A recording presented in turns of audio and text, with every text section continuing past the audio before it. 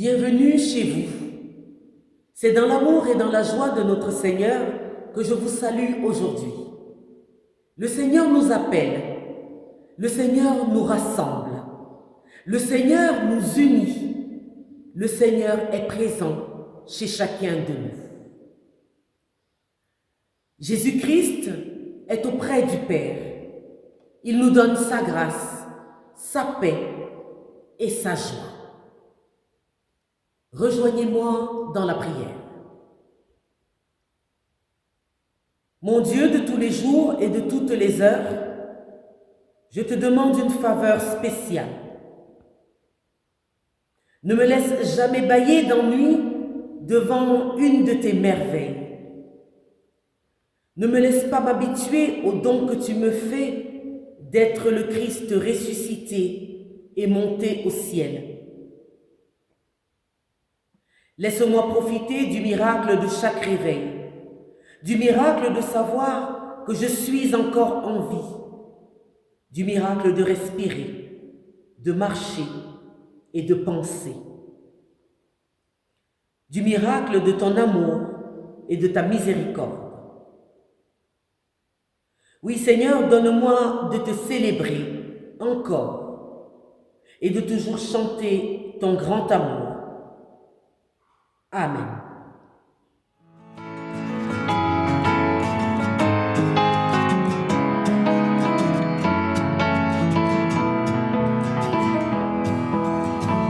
Venez le célébrer, son grand amour, venez le chanter. Le Fils de Dieu est venu donner la vie. Nous te fêtons, ô roi, car tu nous fais partager ta joie. Et nous offrons en ton honneur un chant d'amour, Seigneur. Venez le célébrer, célébrer, célébrer, chanter, célébrer, chanter notre roi. Venez le célébrer, célébrer, célébrer, chanter, célébrer, chanter notre roi. Venez le célébrer, son grand amour, venez le chanter. Le Fils de Dieu est venu donner la vie. Nous te fêtons, le roi, car tu nous fais partager ta joie. Et nous offrons en ton honneur un chant d'amour, Seigneur. Venez le célébrer, célébrer, célébrer, chanter, célébrer, chanter notre roi. Venez le célébrer, célébrer, célébrer, chanter, célébrer, chanter notre roi. Comment ne pas te louer quand je regarde derrière moi, Seigneur, et que je vois le chemin parcouru? Avec ta présence rassurante à mes côtés, tant de sollicitude de ta part, tant de fidélité, je ne peux que m'exclamer à la suite de Paul, si Dieu est pour nous, qui sera contre nous? Dès lors, Seigneur, devant cette assurance où je peux puiser force et confiance, comment ne pas te louer? Pour ta joie qui irrigue mes actions, je te loue. Pour ta bonté qui transforme mon regard, je te loue. Pour ta fidélité qui me donne souffle et courage, reçois, Seigneur, mes paroles d'adoration. T'adorons, nous t'aimons, tendre Père, glorifie ton nom sur la terre. Glorifie ton nom, glorifie ton nom, glorifie ton nom sur la terre. Nous t'adorons, nous t'aimons, ô Jésus. Glorifie ton nom dans nos vies.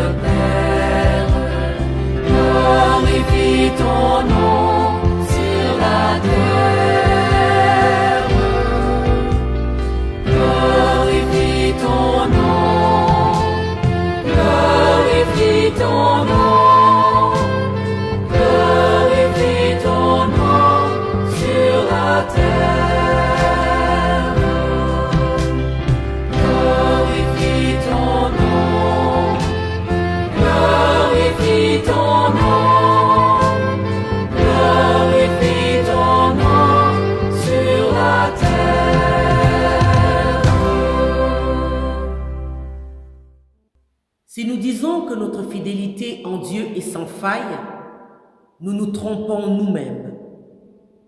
Le Seigneur Jésus est celui qui nous a dit: si vous demandez quelque chose en mon nom, je le ferai. Je vous invite à la prière. Seigneur, que se lève sur la dureté de notre cœur la douceur de ton visage. Que se lève sur la folie de notre orgueil l'humilité de ton cœur. Que se lève sur la tristesse de nos fautes la joie de ton pardon. Que se lève sur le sommeil de notre mort la clarté de ton éternité. Que se lève sur notre esclavage la liberté des enfants de Dieu. Que se lève sur notre angoisse la paix de ton amour. Seigneur, nous te le demandons, que s'accomplisse partout dans le monde ta promesse. Nous avons confiance en toi. Tu nous exauces bien au-delà de ce que nous attendons. Dans le nom de Jésus-Christ, le Sauveur qui vient, prends nos mains, Seigneur. Amen.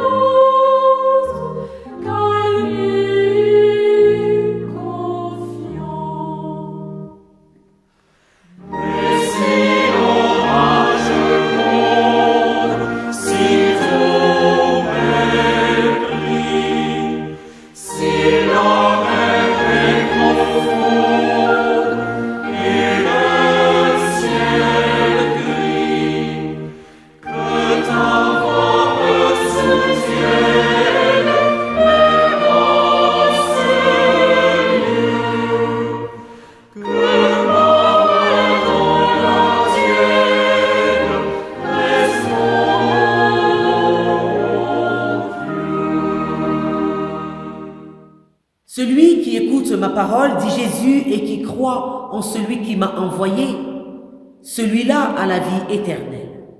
Il ne vient pas en jugement, mais il est déjà passé de la mort à la vie. À cause de cette parole et de tout l'Évangile, il est permis de dire à tous ceux qui souffrent des contradictions de leur vie et qui mettent leur confiance en Jésus-Christ: le Dieu Tout-Puissant vous fait miséricorde, il vous pardonne vos péchés, il vous conduit à la vie éternelle. Amen. Écoutons les recommandations du Seigneur à ses disciples. Si vous m'aimez, gardez mes commandements, et moi je prierai le Père, et il vous donnera un autre consolateur, afin qu'il demeure éternellement avec vous. l'esprit de vérité que le monde ne peut recevoir, parce qu'il ne le voit point et ne le connaît point. Mais vous, vous le connaissez, car il demeure en vous et il sera avec vous. Seigneur, tel que nous sommes, tu nous invites à te rejoindre en tout temps, en tout lieu et en toutes circonstances.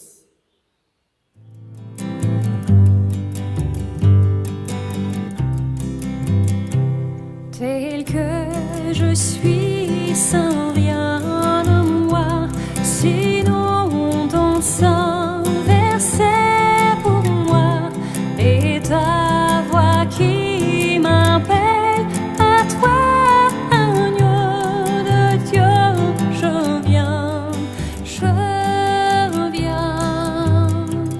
tel que je suis bien vacillant, en proie au doute à chaque instant, plutôt dehors, crainte au-dedans, agneau de Dieu, je viens,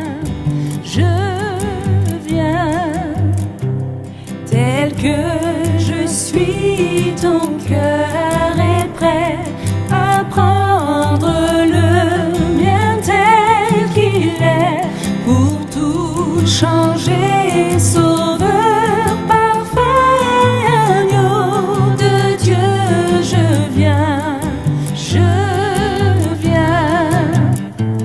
tel que je suis, ton grand amour à tout pardonner sans retour, je veux être à toi dès ce jour, agneau de Dieu, je viens.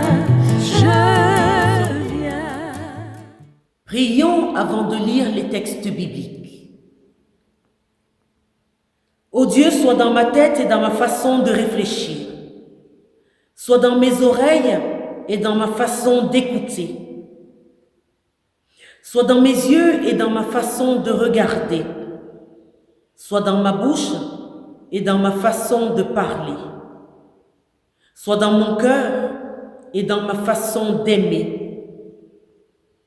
Que ton esprit soit le guide de ma vie, afin que mes pensées, mes paroles et mes actes répondent à l'appel de ta parole. Par Jésus-Christ, ton Fils, qui siège à ta droite. Amen. Après avoir parlé ainsi, Jésus leva les yeux au ciel et dit : Père, l'heure est venue. Glorifie ton Fils, pour que le Fils te glorifie, et que, comme tu lui as donné pouvoir sur tous, il donne la vie éternelle à tous ceux que tu lui as donnés. Or la vie éternelle, c'est qu'ils te connaissent, toi, le seul vrai Dieu, et celui que tu as envoyé, Jésus-Christ. Moi, je t'ai glorifié sur la terre, j'ai accompli l'œuvre que tu m'as donnée à faire. Et maintenant, toi, Père, glorifie-moi auprès de toi-même de la gloire que j'avais auprès de toi avant que le monde soit. J'ai manifesté ton nom aux hommes que tu m'as donnés du milieu du monde. Ils étaient à toi, et tu me les as donnés, et ils ont gardé ta parole. Maintenant, ils savent que tout ce que tu m'as donné est issu de toi, car je leur ai donné les paroles que tu m'as données. Ils les ont reçues, ils ont vraiment su que je suis sorti de toi, et ils ont cru que c'est toi qui m'as envoyé. Moi, c'est pour eux que je demande. Je ne demande pas pour le monde, mais pour ceux que tu m'as donnés, parce qu'ils sont à toi. Comme tout ce qui est à moi est à toi, et ce qui est à toi est à moi, et je suis glorifié en eux. Je ne suis plus dans le monde, eux sont dans le monde, et moi je viens à toi. Père saint, garde-les en ton nom, ce nom que tu m'as donné, pour qu'ils soient un comme nous. Nous nous retrouvons dans la bibliothèque du presbytère pour discuter de ce texte de Jean. Au niveau liturgique, nous avons fêté Pâques. Jésus de Nazareth est devenu le Christ. Il est mort et il est ressuscité. Nous avons également célébré l'Ascension jeudi qui vient de passer. Le Christ Jésus est monté vers le Père. Alors je me suis demandé à quoi pouvait nous servir la lecture d'un texte comme celui-ci qui nous ramène en arrière. Il a fallu le lire et le relire pour constater à quel point ce texte me bouscule, à la fois par la trop grande richesse de son contenu, mais aussi par sa profondeur. Il a donc été nécessaire de choisir sur quel axe je voulais me centrer ce matin avec vous. Et ce sera la question de la prière pour la glorification. La gloire, kabod en hébreu, exprime l'idée de pesanteur. Ainsi, si nous relisons la phrase de Jésus, il aurait pu dire « Père, l'heure est venue. Donne du poids à ton fils afin que le fils te donne du poids. » Et cela comme pour dire « Fais rayonner ta divinité à travers moi, que je sois la personne qui éblouit, aveugle et inspire à tous la crainte, le respect, l'admiration et l'adoration. » Mais il me faut tout de suite préciser que lorsqu'il s'agit de crainte, il ne s'agit guère de peur comme on peut l'entendre, mais d'une crainte qui signifie la distance avec la compréhension même de ce qui se passe. Alors le Christ serait en train de demander dans la prière à son Père de se manifester physiquement aux hommes à travers lui, mais aussi de se manifester spirituellement, en montrant l'éclat de ses perfections infinies, la révélation de sa sainteté, de sa puissance et de son amour.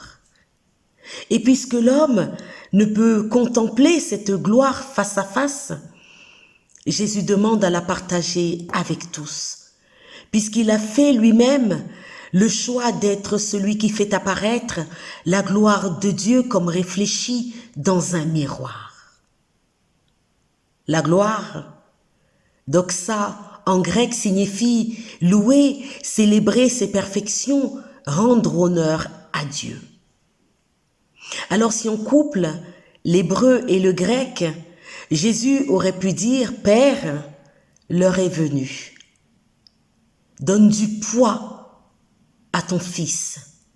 Célèbre les perfections de ton fils afin que le fils te donne du poids et célèbre tes perfections. » Comme pour dire « Père, atteste ma sainteté, les miracles que j'ai accomplis en ton nom, ma transfiguration, l'amour que j'ai donné, les paroles que j'ai prononcées par toi, ma mort, mon pardon, ton pardon, ma vie, la nouvelle et la vie en toi et par toi. Alors nous voyons à quel point dans la prière, Jésus et son Père s'entremêlent. Ils s'entremêlent avec le lien de l'Esprit Saint. Alors ce texte m'a tout de suite donné envie de proclamer gloire à Dieu, Père et Fils et Saint-Esprit. Il a agi en moi comme un rappel, comme une invitation à me souvenir de l'histoire terrestre et céleste de Jésus, le Nazaréen avec son Dieu, de l'aventure de Jésus, le Fils bien-aimé, avec son Père, et de l'événement de Jésus, le Christ, Esprit Saint, avec l'humanité. Donc avec moi, avec toi, avec nous tous. La méditation de ce texte, je le crois, a de quoi nourrir notre foi singulière, en rappelant à chacun de nous tous l'expérience singulière d'un homme singulier dont la relation singulière avec Dieu dit la singularité de l'histoire d'un Père singulier avec le Fils singulier. Vous pouvez répliquer que ce jeu de mots fait apparaître trop de singularité, mais je vous donne tort, car je pense la prière comme un acte lui aussi singulier et qui donne tout son poids à la foi.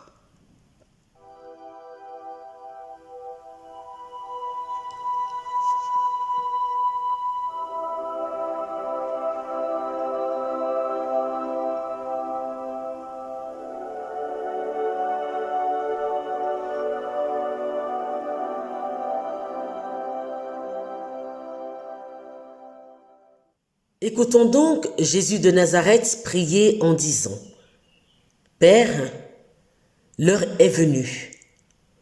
Glorifie ton Fils afin que le Fils te glorifie. Vous avez bien entendu. Je n'ai pas dit ton Fils te glorifie, comme dans beaucoup de traductions qui en simplifient la compréhension. Parce que le texte court qui dit « le Fils » est plus solidement attesté, puisqu'il vient rendre compte de la singularité de la relation entre le Jésus et Dieu. Le Fils, déjà connu, et c'est pour ça que je préfère le Fils à ton Fils. Le Fils, pleinement homme et pleinement Dieu, appelle le Père. Oui, le Dieu d'Israël, en disant le Père. C'est une révolution qui traduit la relation profonde, l'intimité de Jésus qui, à l'heure de la mort qui vient, opère dans sa prière un double mouvement. Celui de reconnaître Dieu, son Père qui donne toutes choses. Oui, son Père Dieu qui lui a donné pouvoir sur toute chair. Et il lui donne aussi le pouvoir de s'adresser à ce Père qui seul peut donner sens et contenu à sa mort prochaine. C'est bien vrai. L'heure est venue. L'échéance de la croix qui fait mal est inéluctable. Le temps est venu que le choix de Jésus d'aimer Dieu de tout son cœur, de toute son âme et de toutes les forces qui lui seront nécessaires serve à toi, à moi, à l'humanité tout entière. La croix, le lieu de sa glorification, le lieu qui lui donnera tout son poids, le lieu qui lui donnera l'heure de la célébration ultime, ne peut pas et ne doit pas être la fin pour l'humanité, mais le début d'une ère nouvelle, cet éon qui commence, le tournant eschatologique, le tournant qui inaugure la présence divine définitive du salut offert à tous. Dans sa prière, Jésus appelle donc son Père à faire de sa mort non pas l'espace de son absence parmi nous et de son silence en nous, mais l'espace de sa présence active, qui révèle l'amour inconditionnel de Dieu pour toi, pour moi, pour l'humanité. La gloire de Jésus est d'accorder la vie éternelle à tous ceux que Dieu lui a donnés. Or, dit Jésus le Fils, la vie éternelle, c'est qu'ils te connaissent toi, le seul vrai Dieu et celui que tu as envoyé, Jésus-Christ. Par sa prière, Jésus cherche la reconnaissance. Jésus de Nazareth, oui, cherche l'approbation de son Père, ainsi que la manifestation de Dieu qui doit être éclatante parmi les hommes. Une révélation qui doit venir rayonner sur l'humanité. Jésus ne peut avoir du poids, ne peut être glorifié que s'il est élevé auprès du Père pour poursuivre la mission commencée sur terre. Oui, l'humanité doit vivre de l'éclat de ses perfections infinies, de la révélation de sa sainteté, de sa puissance et de son amour. Dans sa prière la plus intime, Jésus dit à son Père, « Je t'ai glorifié sur terre, j'ai achevé l'œuvre que tu m'as donnée à faire. Et maintenant, toi, Père, glorifie-moi, donne-moi du poids, célèbre-moi auprès de toi, que la gloire que j'avais auprès de toi avant que le monde fût, qu'aujourd'hui elle éclate. » C'est fabuleux. Oui, je trouve cela fabuleux, parce que cette gloire n'est pas de la gloriole. Cette gloire, elle est pour nous. Elle est destinée à notre salut. C'est fabuleux. Mais pour entendre ce verset, il est nécessaire de basculer dans l'univers mystique de l'Évangile selon Jean et de nous souvenir surtout de son prologue qui dit ceci. Au commencement était la parole, et la parole était avec Dieu, et la parole était Dieu.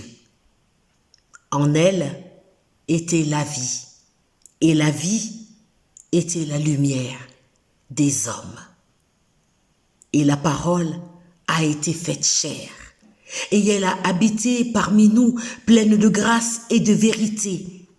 Et nous avons contemplé sa gloire, une gloire comme la gloire du Fils unique, venu du Père, le Fils venu du Père.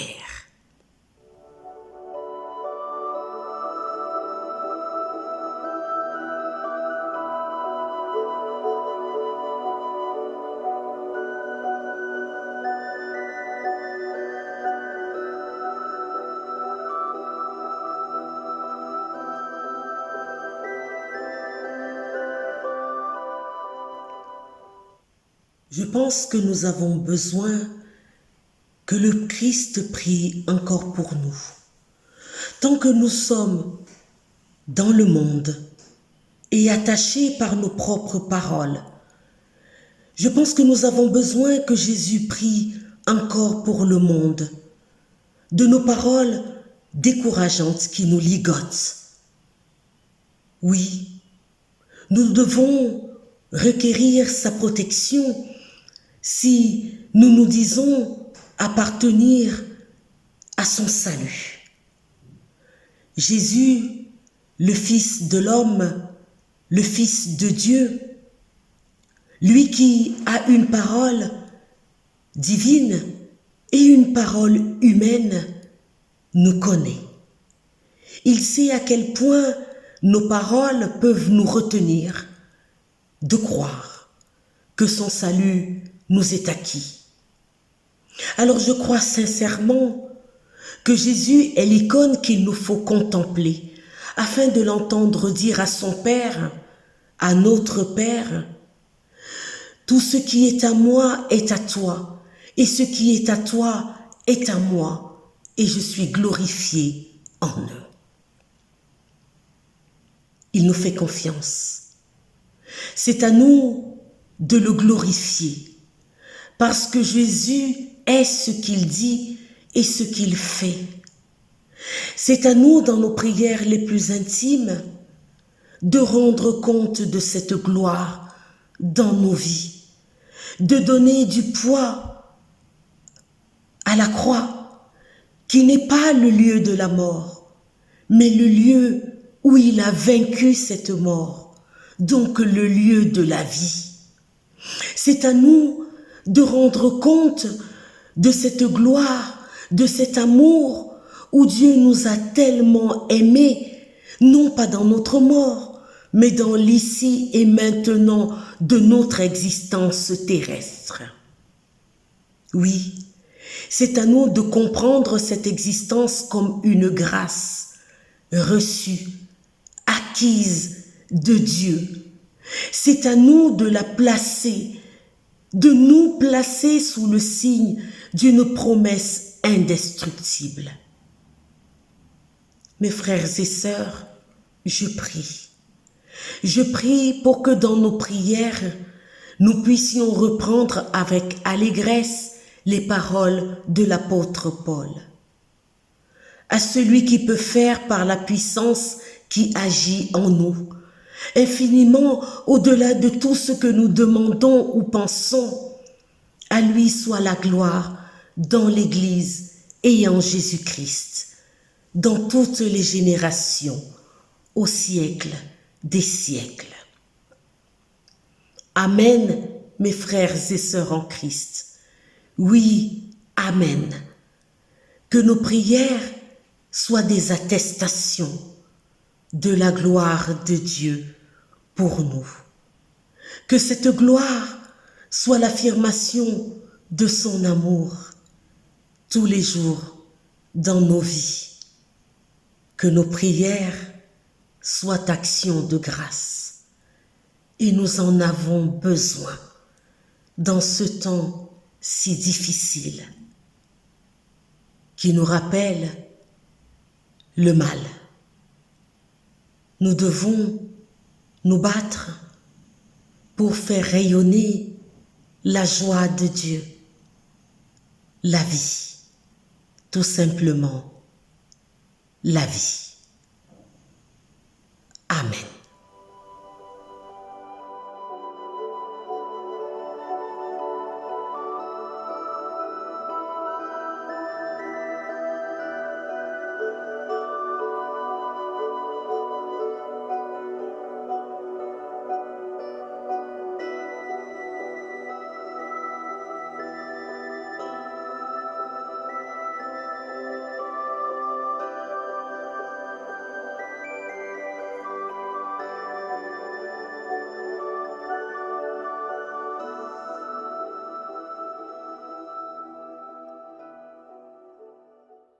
Confessons notre foi avec le symbole des apôtres. Je crois en Dieu, le Père Tout-Puissant, Créateur du ciel et de la terre. Je crois en Jésus-Christ, son Fils unique, notre Seigneur, qui a été conçu du Saint-Esprit et qui est né de la Vierge Marie. Il a souffert sous Ponce Pilate. Il a été crucifié. Il est mort. Il a été enseveli. Il est descendu aux enfers. Le troisième jour, il est ressuscité des morts. Il est monté aux cieux. Il s'est assis à la droite de Dieu, le Père Tout-Puissant. Et il viendra de là pour juger les vivants et les morts. Je crois en l'Esprit Saint. Je crois à la Sainte Église universelle, la communion des saints, la rémission des péchés, la résurrection de la chair et la vie éternelle. Amen. Oh